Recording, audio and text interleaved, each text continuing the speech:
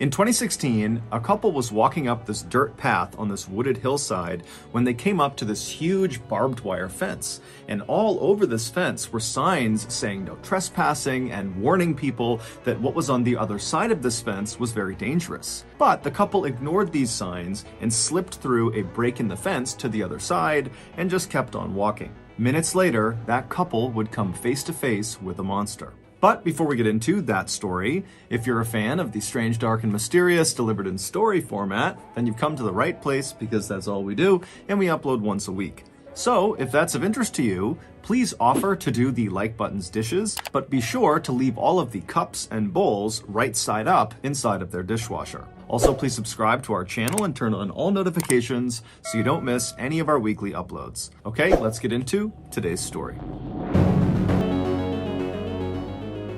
While she was in high school in Dayton, Ohio, Raquel Bain became known as a bit of a thrill seeker, primarily because she would do something called car surfing, which is exactly what it sounds like. She would climb onto the exterior of cars and hold on to the roof while somebody else drove it around. In addition to seeking out these physical thrills, Raquel was also drawn to psychological ones, like going to places that were supposedly haunted and seeing if she could spook herself.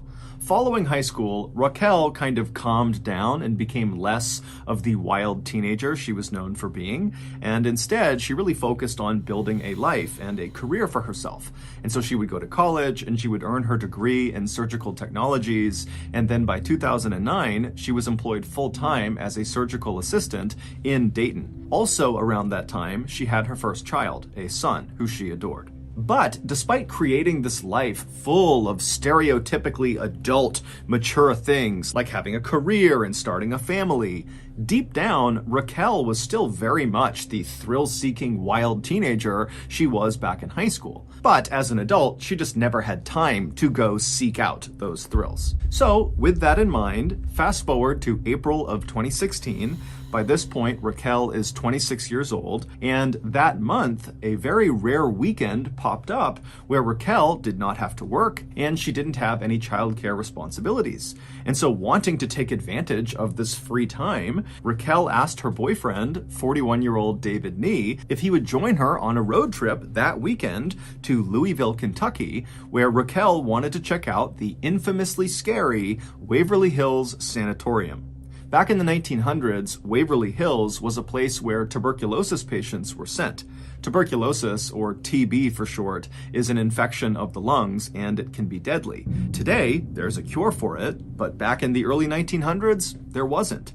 And so most of the people who went to Waverly Hills died there, and usually very slowly and painfully and in total isolation from their families, because in virtue of being sent to Waverly Hills, they were effectively being quarantined to stop the spread of the disease. Waverly Hills would eventually shut down permanently in 1961 because by that point the cure had been found, and after it shut down, the building basically just sat there. Nobody else came in and turned it into anything else. And so this building is basically abandoned, and lots of people began sneaking in to see what it was like in there, and a shocking number of these trespassers reported seeing ghosts inside. Today, the sanatorium is still very much in the same condition it was left in, but the Waverly Hills Historical Society has stepped in and made it very hard for people to sneak into the building. However, knowing people do want to go in and look around, the Historical Society has begun offering guided tours of the sanatorium, and these tours are given exclusively at night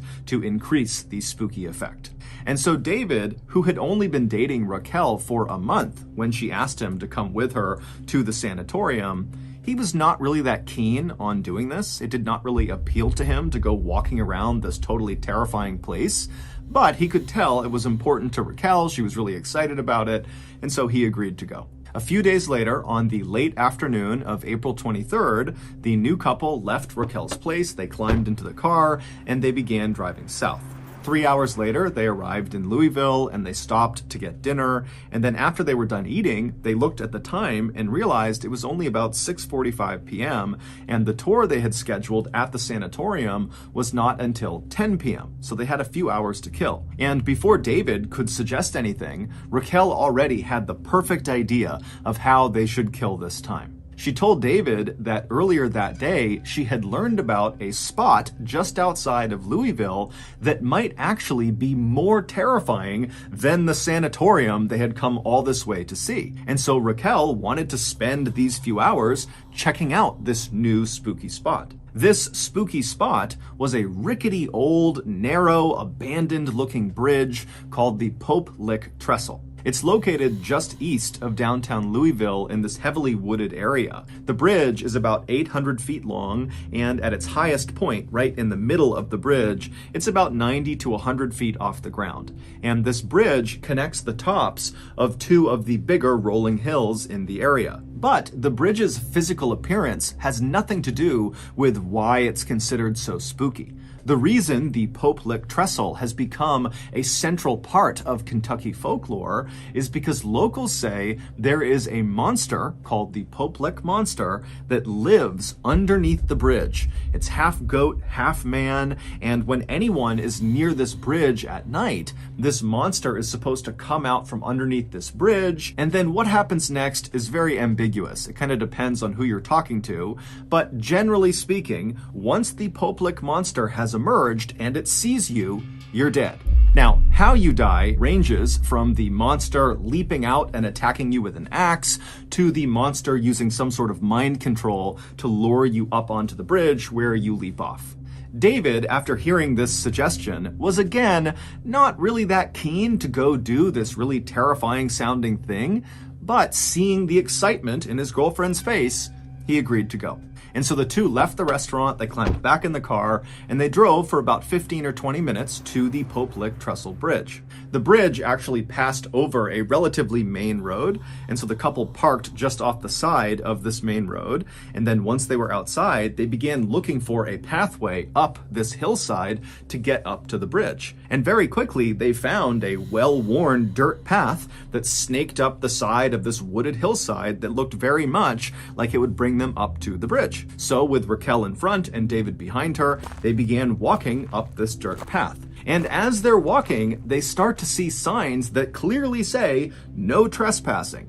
But they ignore them because they're looking at this path thinking, okay, lots of people clearly come up here, so we've got to be okay. And so they keep on walking up this path, and they're getting closer and closer to the top of this hill where they think it's going to connect with this bridge. And right as they're getting close, they see there's this huge chain link fence, this 8-foot tall chain link fence with barbed wire across the top that extends in either direction out of view. And so the couple walks up to this fence, and there are more signs that say no trespassing, private property, and there are additional warning signs saying that what is on the other side of this fence is also just plain dangerous, so turn around and leave.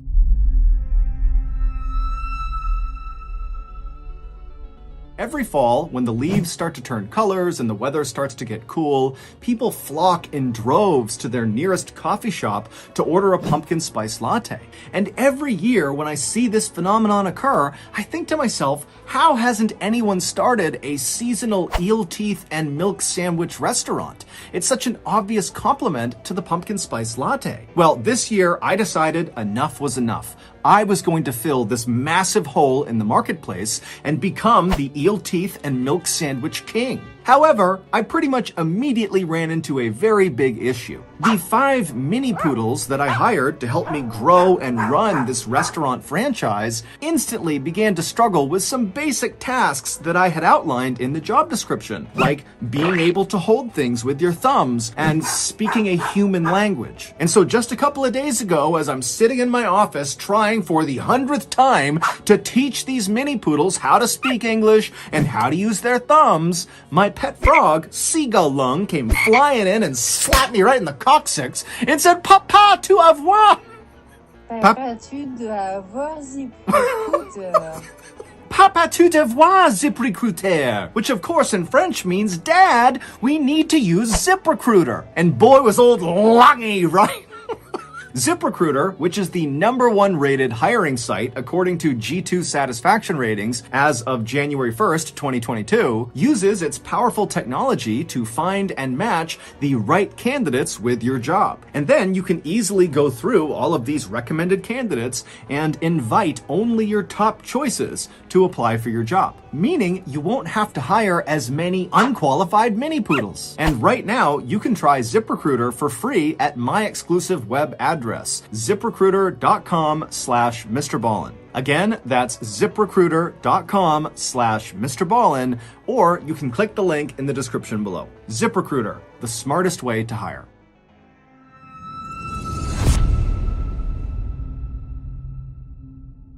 As Raquel and David are staring at all these signs and this fence, they see, not far from the path, somebody had clearly bent two of the fence posts and created a narrow gap in the fence that you could slip through. And so from David and Raquel's perspective, that looked like the way other trespassers must have found their way up to the bridge, and so it must be safe. And so once again, the couple disregarded all the warnings. They made their way over to this gap in the fence, they both slipped through, and they kept on walking up the hill. Just a couple of minutes later, they reached this clearing, which was at the top of this hill. And once they were in this clearing, they were able to turn and they could actually see the bridge. It was only a couple hundred feet away from them. And it was totally intimidating. By this point, it's totally dark out. And from their perspective, all they see is this very narrow bridge that they know is 100 feet off the ground at certain points. And they can see there's no guardrails on either side of this bridge. It would have almost looked like a tightrope kind of extending off into the darkness. But even if the couple was really intimidated by the sight of this bridge and with all these warning signs before it, they were able to put their fear aside and just keep on going. And so with David now in the lead and Raquel behind him, they walked the couple of hundred feet over to the start of this narrow bridge. And when they got there, without actually stepping onto the bridge, David came to a stop. He turned around to face Raquel and he gestured for her to come stand next to him so they could take a selfie with the bridge in the background. Because David at this point is thinking, we're not going to go on this bridge. We're just going to look at this bridge, take some pictures, and then we'll go. But Raquel, who he's looking at, gesturing to come stand with him, just walks right past him onto the bridge and takes several steps out onto this narrow, rickety old thing. And then she stops, turns around, and gestures for David to come with her and walk across the entire bridge. And David, again, is having his second thoughts, but he sees Raquel wants to do this, and so he agrees to go. After they had walked about 100, maybe 200 feet across this bridge, the two of them just started laughing because it was totally exhilarating what they were doing. Not so much the quest for the Popelik monster, but rather the very real risk they were taking walking this tightrope bridge in the middle of the night. The couple would continue to very cautiously but quickly make their way across this bridge, and when they reached about the halfway point, when they were at the highest point from the ground, the bridge itself begins to shake. And then from behind them, they hear this loud grinding sound. And so the couple, they whip their heads around and they see there are these two bright glowing lights that are looking right at them all the way on the start of the bridge.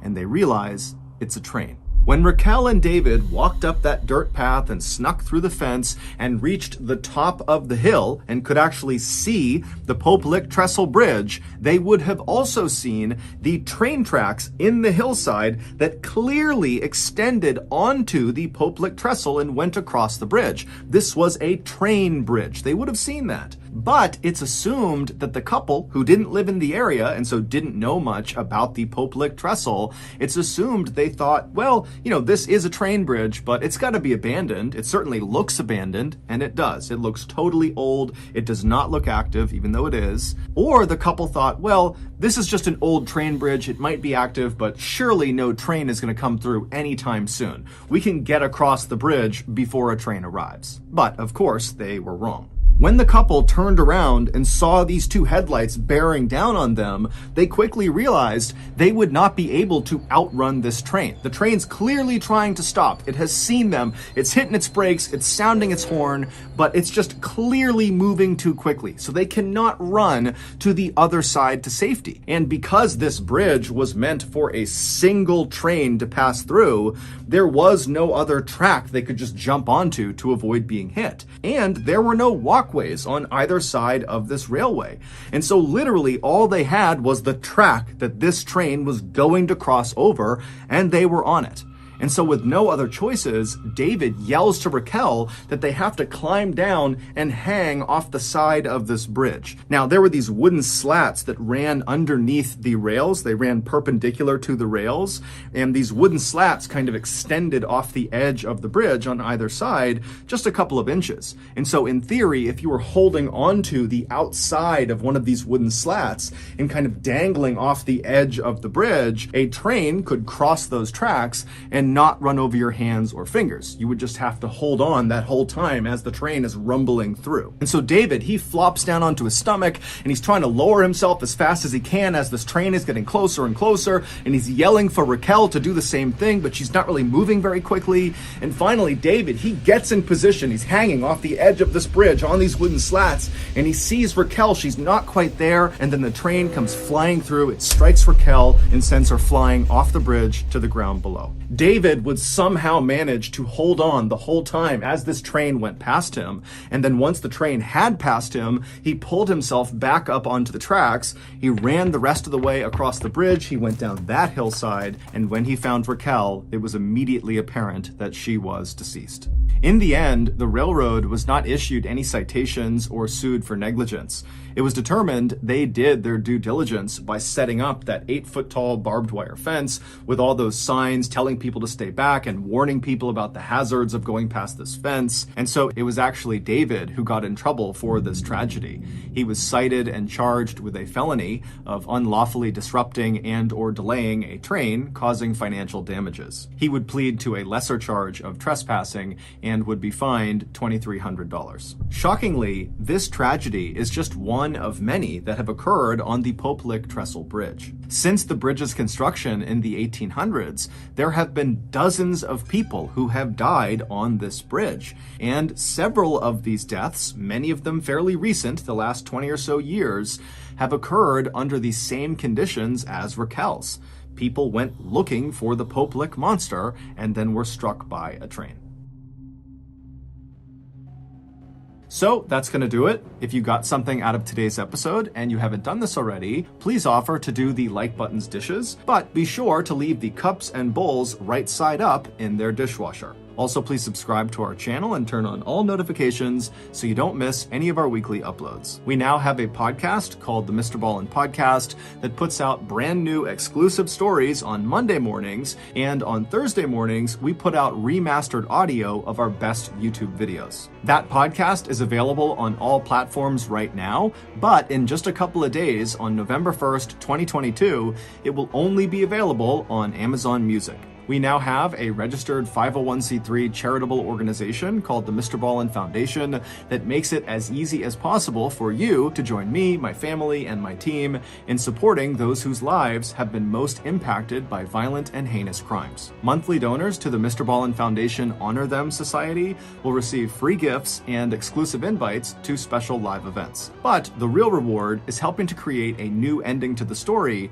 for victims of violent crime. Go to mrballen.foundation and click on Get Involved to join the Honor Them Society today. We also have 2 additional YouTube channels, Mr. Ballen Shorts and Mr. Ballen en Espanol. We also put out near daily content on TikTok, Facebook, and Snapchat. All of those channels are just called Mr. Ballen. If you want to get in touch with me, please follow me on any major social media platform and then send me a direct message. My username is just @Mr. and I really do read the majority of my DMs. We also have some really cool merchandise, so head on over to shopmrballen.com to have a look. And if you have a story suggestion, please submit it to our subreddit just called Mr. Ballen. It's linked in the description below. So whether I see you on Instagram, Twitter, TikTok, Reddit, YouTube, Facebook, other YouTube channels, the podcast, wherever, just know that I really appreciate your support. And until next time, that's going to do it. See ya.